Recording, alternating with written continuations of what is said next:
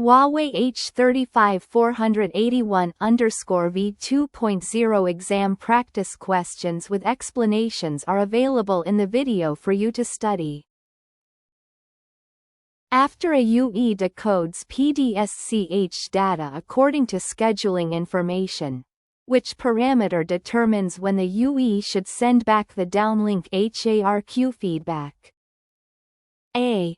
K0, B K1, C K2, D K3.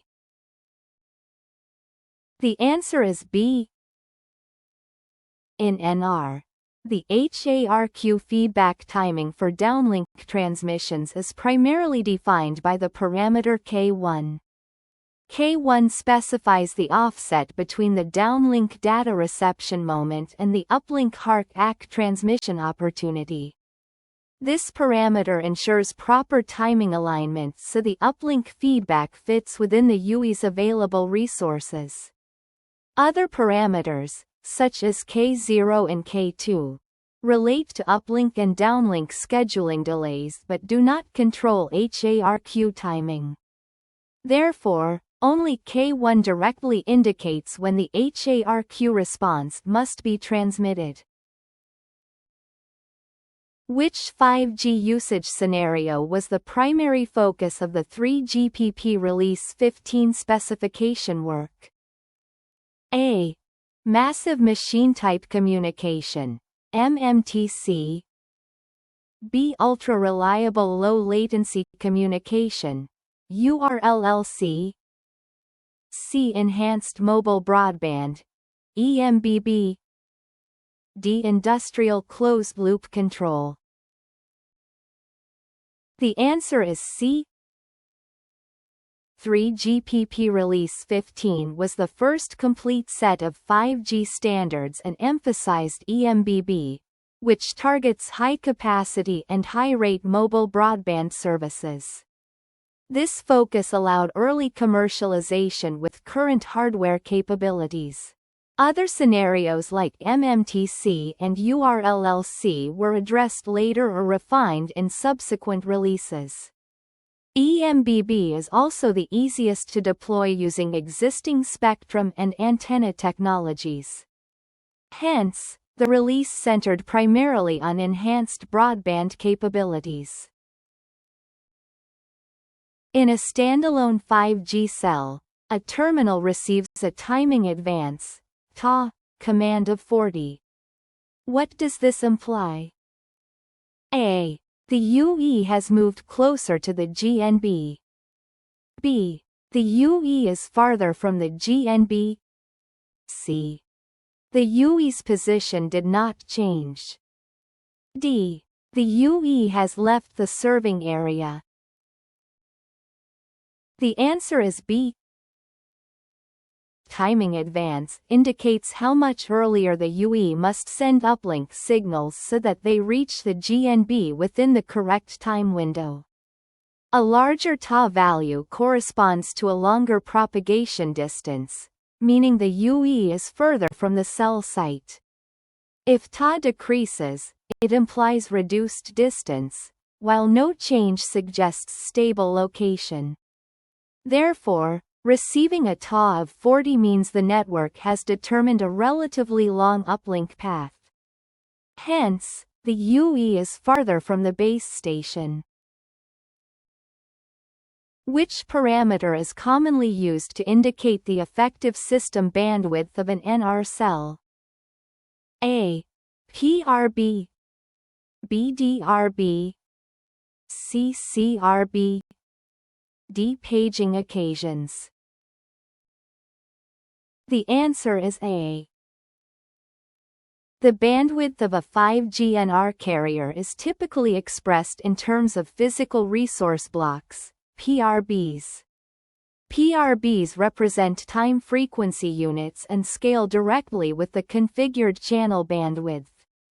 Other options such as DRB refer to data radio bearers, which relate to logical channels rather than physical bandwidth. CRB is an internal resource representation but not used to express bandwidth to engineers. Thus, PRB count is the standard bandwidth indicator in NR. In a 5G NR cell, which power parameter serves as the baseline for allocating transmit power among other downlink channels? A. PBCH power. B. CSIRS power. C. Maximum transmit power. D. PDCCH power. The answer is C. The maximum transmit power defines the total available radiated power of the NR cell.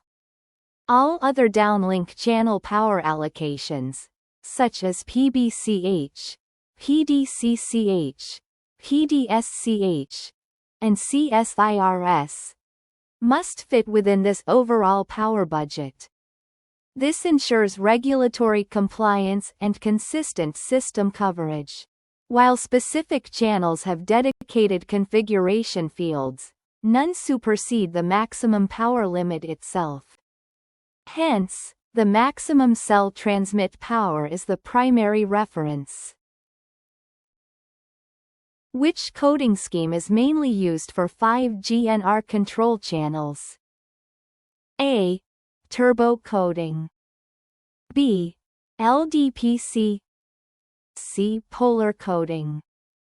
D. Convolutional coding. The answer is C.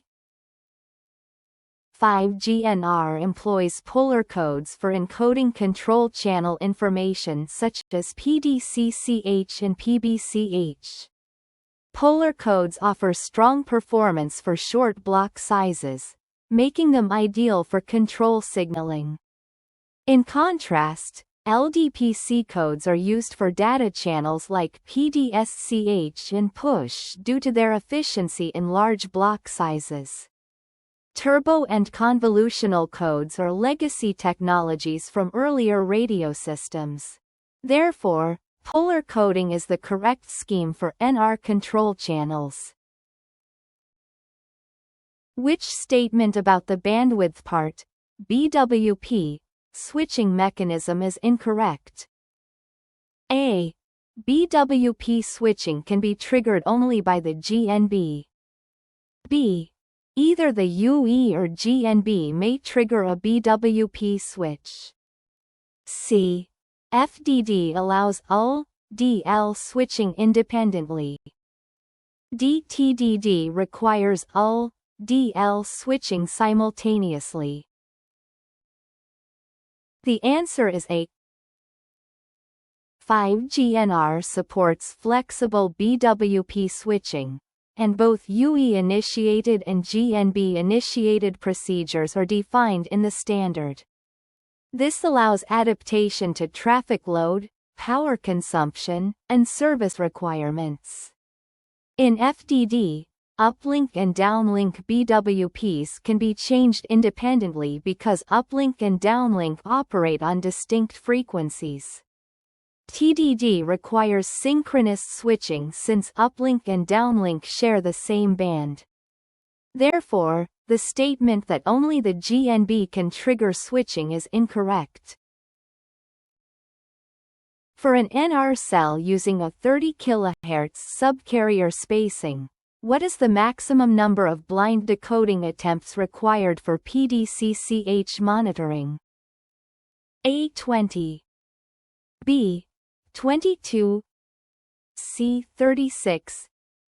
D. 44. The answer is C. The number of blind decoding attempts indicates how many PDCCH candidates the UE must check to find its control information. At 30 kHz SCS, the specification defines a maximum of 36 attempts, balancing complexity and decoding capability. These attempts cover various search spaces and aggregation levels. Fewer attempts might miss legitimate PDCCH assignments, while more would unnecessarily increase UE processing load.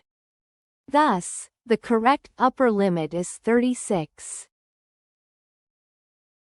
When evaluating antenna balance for terminals, what is the acceptable maximum average RSRP difference between receive antennas to maintain normal rank performance? A. 2 decibels. B. 4 decibels. C. 6 decibels. D. 8 decibels. The answer is C. Rank performance depends heavily on the correlation and balance between multiple receive antennas. A larger difference in RSRP values across antennas degrades diversity and limits the achievable number of spatial layers.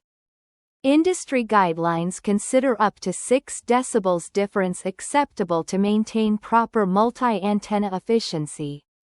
Smaller differences are better but not mandatory.